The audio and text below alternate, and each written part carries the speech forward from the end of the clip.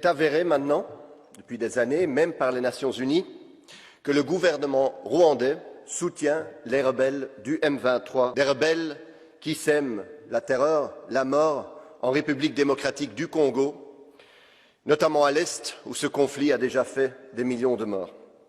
Nous savons donc toute la responsabilité du gouvernement rwandais. Et alors, que fait l'Union européenne, que font les pays européens?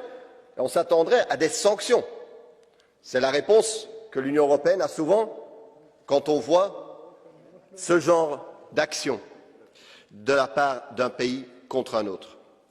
Mais non, non, les gouvernements européens décident aujourd'hui de renforcer leur coopération militaire avec le Rwanda. La France, notamment, annonce un renforcement de sa coopération militaire. L'Union européenne va donner 20 millions au Rwanda pour sa participation au Mozambique. Et les États-Unis, vous le savez, depuis longtemps, sont un partenaire très important du Rwanda.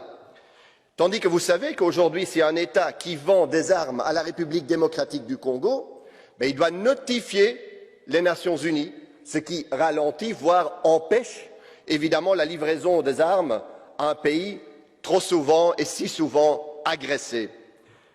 Cette politique, où on dit en mots, en paroles que nous respectons la souveraineté congolaise, mais en réalité notre politique l'entrave et la sape, est inacceptable. Il faut cesser ça tout de suite, parce que nous avons besoin, et les Congolais ont besoin de paix aujourd'hui.